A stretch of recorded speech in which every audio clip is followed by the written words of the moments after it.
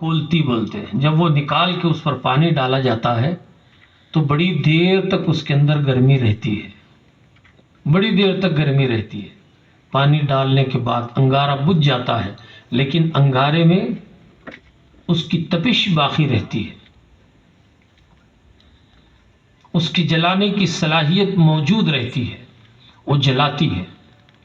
اللہ نے یہ نہیں فرمایا کہ ٹھنڈی ہو جا، اللہ تبارک و تعالیٰ فرماتا ہے سلامتی والی ہو جا۔ علماء فرماتے ہیں حضرت سیدنا آدم علیہ نبینا علیہ الصلوۃ والتسلیم سے وہ نور جو ابراہیم علیہ نبینا علیہ الصلوۃ والتسلیم میں منتقل ہوا، تو اس نور کی وجہ سے حضرت سیدنا ابراہیم علیہ نبینا علیہ الصلوۃ والتسلیم کے لیے آگ ٹھنڈی ہو گئی۔ اس آگ میں گل گلزار بوٹے وغیرہ پیدا ہوئے۔ 40 دن تک اس میں رہے، دنیا یہ سمجھتی رہی کہ اس میں جل کے خاک ہو گئے ہیں، کچھ باقی نہیں رہا ہوگا۔ 40 دن کے بعد جب وہ آگ کی لپیٹیں ٹھنڈک دے رہی تھیں، جیسے آج ہمارے ہاں فریج ٹھنڈک دیتا ہے، برف سے جیسے دھواں اڑتا ہے ٹھنڈا ٹھنڈا سا، ایسے جو ہے اس لگائے گئے آگ دان سے ٹھنڈک مل پہنچنے لگی، تو لوگ قریب آ کے دیکھے تو حضرت سیدنا ابراہیم علیہ نبینا علیہ الصلوۃ والتسلیم اس آگ میں ہے، اور وہ طرح طرح کے پھول، طرح طرح کے میوے، طرح طرح کی کھانے پینے کی اشیاء اس کے اندر موجود ہے، اور آپ اسے کھاتے رہے ہیں، تناول کرتے رہے ہیں، اور مزے سے اس آگ دان میں آپ ہیں۔ تو دیدان ملت اسلامیہ یہ دیکھ کے انہیں سمجھ آ گیا کہ یہ اللہ تبارک و تعالیٰ کے مقدس نبی ہیں، لیکن جن کو اللہ تبارک و تعالیٰ نے توفیق نہیں دی ہے، جن کو اللہ نے توفیق نہیں رکھی، ان لوگوں نے ان سے منہ موڑ لیا۔ تو عزیزان ملت اسلامیہ حضرت سیدنا ابراہیم علیہ نبینا علیہ الصلوۃ والتسلیم اللہ تبارک و تعالیٰ کی بارگاہ میں التجائیں فرماتے رہے۔ آپ کی عمر قریب 90 سال کی ہو گئی تھی، اولاد نہیں تھی۔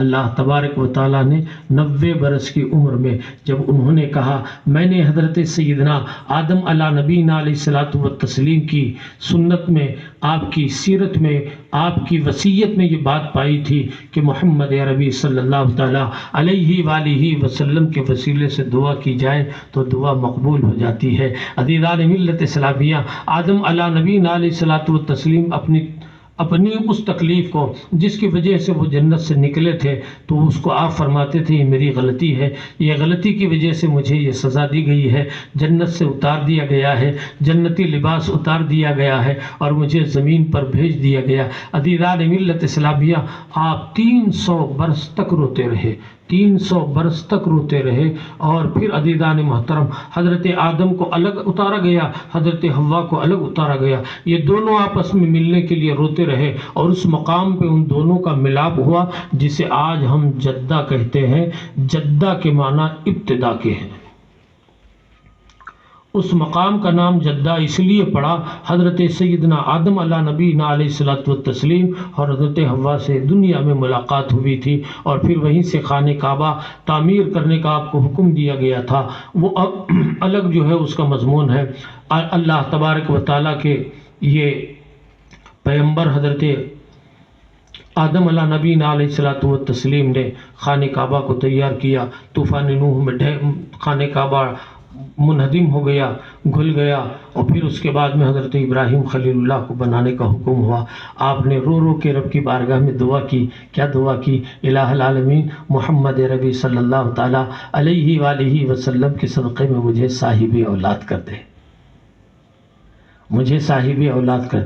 90 سال کی عمر میں اللہ تبارک و تعالیٰ نے اسماعیل جیسا چاند سا بیٹا عنایت فرمایا۔ عرب میں ان کے جیسا حسین، ان کے جیسا جمیل کوئی نہیں تھا۔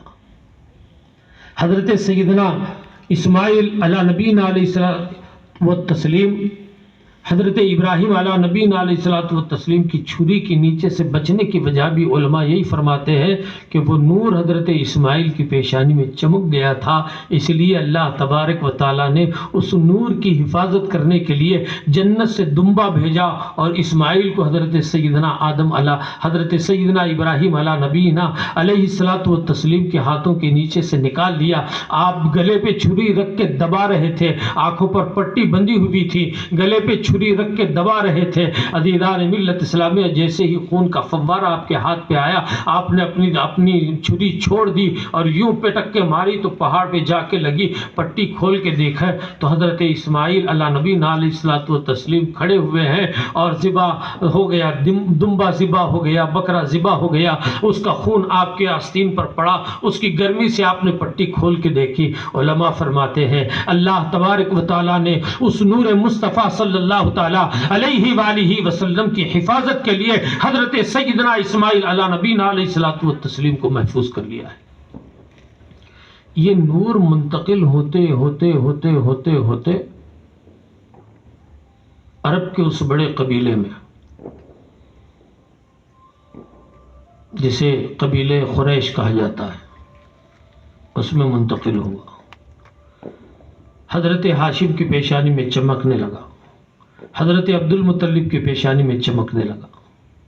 حضرت عبد المطلب کی پیشانی سے نکل کے آپ کے فرزند، سب سے چھوٹے فرزند حضرت عبداللہ کی پیشانی میں چمکنے لگا۔ وہ نور جب دیکھتے تو لوگ اس نور کے لیے بے چین ہو جاتے تھے۔ کئی عورتیں تو آپ کو نکاح کی دعوت دیتے رہے، آپ ہم سے نکاح کر لیں، ہم سے نکاح کر لیں۔ اور ان میں ایک ایسی بھی خاتون تھی جس کی تمنا یہ تھی کہ وہ حضرت عبداللہ کی بیوی بنے، اور جب آپ مسلسل انکار کر رہے تھے اور کہتے کہ میرے والدین جہاں فیصلہ کریں گے وہی میرا نکاح ہوگا، تو عزیزان ملت اسلامیہ وہ عورت بڑی بے چین رہتی تھی۔ کسی طریقے سے کوئی ایسا موقع مل جائے کہ وہ میرے ساتھ کوئی ایسا فعل کرے، لیکن حضرت کے دادا نے بی بی آمنہ سے آپ کا نکاح فرما دیا۔ وہ نور جو حضرت عبداللہ کی پیشانی میں چمک رہا تھا، وہ نور حضرت بی بی آمنہ کے بطن میں منتقل ہو گیا۔ اب آپ کی پیشانی نہیں چمکتی تھی۔ آپ پھر تجارت کے لیے گئے تو وہاں دیکھا وہ عورت ہے، آپ کو دیکھ کے منہ پھیر کے جا رہی تھی۔ حضرت عبداللہ پکڑ کے پوچھا، زندگی تمام تو میرا دامن پکڑنا چاہتی تھی، آج مجھ سے دامن بچا کے جا کہاں رہی ہے؟ کہا عبداللہ، مجھے خواہش یہ تھی کہ تیری پیشانی میں جو نور چمک رہا تھا وہ میرے بطن کے حوالے ہو جائے، وہ میرے بطن میں آئے۔ مجھے معلوم ہوا ہے کہ تیرا نکاح ہو گیا ہے، اور پھر نکاح کے بعد تیری خلوت صحیحہ آمنہ سے ہو گئی ہے، اور تیری پیشانی سے وہ نور منتقل ہو کر بطن آمنہ میں آ گیا۔ اب تجھ سے میرا کوئی مطلب نہیں رہا۔ مفسرین فرماتے ہیں کتنی ایسے عرب کی عورتیں تھیں جو اس نور کو حاصل کرنے کی کوشش کرتی تھیں، حضرت عبداللہ کی رضی اللہ تعالیٰ عنہ کے پیچھے دوڑا کرتی تھیں۔ جب وہ نور نہیں ملا، حضرت بی بی آمنہ کے بطن میں آ گیا، تو ان عورتوں نے پہاڑوں سے اپنے سر مار کے اپنے آپ کو ہلاک کر لیا۔ اب نور یہ بطن آمنہ میں ہے۔ حضرت بی بی آمنہ فرماتی ہیں، حضور میرے بطن میں، میرے پیٹ میں تشریف لائے، مہینے بڑھتے ہیں، بڑھتے جاتے ہیں، کوئی تکلیف نہیں ہوتی، کوئی تکلیف نہیں ہوتی۔ یہ بات ہماری سمجھ میں نہیں آئے گی کیونکہ ہم سے وہ معاملہ نہیں ہوتا نا، عورتیں بہتر جانتی ہیں، عورتیں بہتر جانتی ہیں۔ جب وہ ماں بننے والی ہوتی ہیں تو کتنی تکالیف ان کو ہوتی ہے۔ بچہ ماں کے پیٹ میں پھرتے ہوئے، گھومتے ہوئے، کبھی ماں کو پیر لگا دیتا ہے، پیٹ میں ایک دم تکلیف سی بڑھ جاتی ہے۔ یہ کیفیت ہوتی ہے عورتوں کی۔ آپ فرماتی ہیں مجھے کوئی ایسا درد نہیں ہوا، کوئی ایسی کیفیت نہیں ہوئی۔ مہینے بڑھتے جا رہے تھے، مہینے بڑھتے جا رہے تھے، لیکن کوئی ٹینشن نہیں تھا۔ آج جس طرح ہم جو ہے اپنی عورتوں کو بار بار مہینہ مہینے ڈاکٹروں کو لے کے جا کے دکھاتے ہیں، اسکیننگ کراتے ہیں، کیا کیا ہم کرتے ہیں، عزیزان ملت اسلامیہ فرماتی ہے کوئی تکلیف نہیں ہوئی۔ ولادت ہوئی آپ کی تو بھی کوئی تکلیف نہیں ہوئی، بغیر تکلیف کے بیٹا محمد جن کا نام رکھا گیا تھا تولد ہوئے، پیدا ہوئے۔ بی بی آمنہ فرماتی ہیں میں نے پہلا بچہ دیکھا ہے، اور بھی ہم نے لوگوں کو دیکھا، اور بھی لوگوں کے بارے میں سنا، اور بھی بچے ہم نے دیکھے، لیکن یہ عجب بچہ ہے جب یہ پیدا ہوا، پیدا ہوتے ہی سجدے میں سر رکھا ہے۔ بی بی آمنہ فرماتی ہیں میں نے کان لگائے، آخر یہ بچہ بول کیا رہا ہے، یہ بچہ بول کیا رہا ہے؟ تو بی بی آمنہ فرماتی ہیں رب تبارک و تعالیٰ سے دعا کر رہے ہیں ربی حبلی امتی، اے اللہ میری امت کو میرے حوالے فرما دے، میری امت کو میرے حوالے فرما دے، میری امت کو مجھے دے دے۔ پیدائش کے دن سے ہی اللہ کے نبی صلی اللہ تعالیٰ علیہ وآلہ وسلم ہم گنہگاروں کو یاد کر رہے ہیں، ہم ان کی یاد کرنے کے لیے دل کھٹے کیے ہوئے ہیں۔ دعوتیں ہوں بڑے ذوق و شوق سے بن ٹھن کے سور کے خوشبوئیں لگا کے عقد کی دعوت کھا رہے ہیں، ولیمہ کی دعوت کھا رہے ہیں، فلاں دعوت کھا رہے ہیں، فلاں دعوت کھا رہے ہیں، بن ٹھن کے جا رہے ہیں۔ مسجد کو آتے ہیں ٹریک ٹی شرٹ پہ آ جاتے ہیں، کوئی بناؤ نہیں، کوئی سنگار نہیں۔ جمعہ کی نماز میں بھی وہی۔ عزیزان ملت اسلامیہ، اللہ کے نبی صلی اللہ تعالیٰ علیہ وآلہ وسلم نے اس دن کے لیے امت کو یاد نہیں کیا تھا۔ غور کریں کتنے پیارے محبوب نبی کے ہم امتی ہیں۔ اللہ تبارک و تعالیٰ فرماتا ہے اے حبیب صلی اللہ تعالیٰ علیہ وآلہ وسلم ہم نے آپ کو پیدا فرما کر احسان کیا ہے، کس پر؟ آپ کی امت پر۔ ایک موقع پہ اللہ کے نبی صلی اللہ تعالیٰ علیہ وآلہ وسلم سے رب تبارک و تعالیٰ نے پوچھا اے محمد عربی، اے میرے بندے، میرے عبد، بتا تو صحیح تجھے اس بات کا غم ہے کہ محبوب ہونے کے باوجود بھی میں نے تجھے اخیر پیدا کیا ہے اور تیری امت کو اخیر امت بنا کے پیدا کیا؟ کیا تیری امت کو اس بات کا خلق ہے، غم ہے کہ سب سے اخیر امت ہے؟ اللہ کے نبی صلی اللہ تعالیٰ علیہ وآلہ وسلم بڑے اطمینان سے ارشاد فرماتے ہیں میری امت کو اس بات کا غم نہیں ہے کہ میری امت اخیر امت کی گئی۔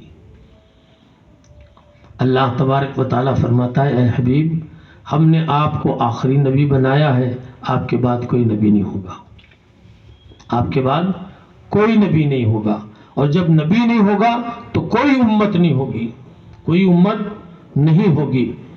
اس لیے میں نے آپ کو اخیر نبی بنایا اور آپ کی امت کو اخیر امت بنایا، اس لیے بنایا ہے تاکہ آپ کی امت کے بعد کوئی نئی امت پیدا ہی نہ ہو اور آپ کی امت کی بدعمالیوں کا تذکرہ کرے اور مذاق اڑائے۔ آپ کی امت کو اس رسوائی سے بچا لیا ہے۔ علامہ حسن رضا خان فاضل بریلوی علیہ رحمت و رضوان فرماتے ہیں یہی منظور تھا قدرت کو کہ سایہ نہ بنے، یہی منظور تھا قدرت کو کہ سایہ نہ بنے، ایسے یکتا کے لیے ایسی ہی یکتائی ہو۔ کوئی آپ کی مثل نہیں ہے، آپ پیدا ہوئے سجدے میں ہیں، آپ گود میں ہیں، ماں کا دودھ پی رہے ہیں، دائی حلیمہ کے گھر میں ہیں تو آپ کا محلہ پورا آ کے آپ کو پوچھتا ہے اے حلیمہ ہم رات کو چراغ گل کر کے سوتے ہیں۔ دستور تھا پرانے لوگوں میں بھی، دیہات میں رہنے والے لوگوں میں بھی دستور ہے، رات کو چراغ بجھا دیتے ہیں۔ اللہ کے نبی صلی اللہ تعالیٰ علیہ وآلہ وسلم نے فرمایا رات کو سو تو چراغ بجھا کے سویا کرو، اپنے بردنوں پہ ڈھانک دیا کرو۔ ڈھانکنے کے لیے کوئی بڑا برتن نہیں ہے آپ کے ہاں تو کم سے کم ایک لکڑی اس کے اوپر رکھ دو، وہ برتن ڈھکنے کے مواصل ہو جائے گا۔ کیوں؟ لوگ مٹی میں تیل ڈال کر اس میں بتی لگا کے چراغ لگاتے تھے، اس سے ان کے گھر روشن رہتے تھے، اس سے ان کے گھر روشن رہتے تھے۔ بتی بجھا کے سونے کے لیے اس لیے کہا گیا، کوئی جانور، چوہا جیسے، اس کی قبیل کا کوئی جانور وہ بتی لے کے نکل نہ جائے اور کہیں لگا دے تو پھر وہ گھر بھی جو ہے، دیواریں اس کی، چھپر اس کا، سب جو ہے پیڑوں کے پتے، کھجور کی ٹہنیاں، کھجور کی ڈالیاں اس سے بنے ہوتے تھے، کہیں تمہارا گھر جل نہ جائے، کہیں تمہیں نقصان نہ پہنچایا جائے۔ اس لیے چراغ گل کر کے، چراغ بند کر کے سونے کا دستور تھا۔ تو آپ کے علاقے کی خواتین آپ کے پوچھتی ہیں، اے حلیمہ، تیرے اندر اتنی تبنگری آ گئی ہے کہ تو ہر رات چراغ جلا کے سوتی ہے، اتنا تیل کہاں سے تیرے یہاں آ رہا ہے؟ آپ پریشان ہو جاتی ہیں، سن کے فرماتی ہیں، میرے گھر تو کوئی ایسا چراغ جلتا نہیں۔ کہا، ہم رات بھر دیکھ رہے ہیں تیرے گھر میں چراغ جل رہا ہے، روشنی پھوٹ رہی ہے۔ تو آپ فرماتی ہیں، کل رات کو میں مشاہدہ کروں تو صبح کو تمہیں بتاؤں۔ اور رات کو جاگنے لگی، دیکھیں تو نبی پاک صاحب لولاک صلی اللہ تعالیٰ علیہ وآلہ وسلم کی آنکھوں سے، آپ کی پیشانی سے، آپ کے چہرے اقدس سے، جسے قرآن نے والضحیٰ کہہ کے پکارا، وہ چہرہ چمکتے رہتا تھا، وہ چہرہ چمکتے رہتا تھا۔ پالنے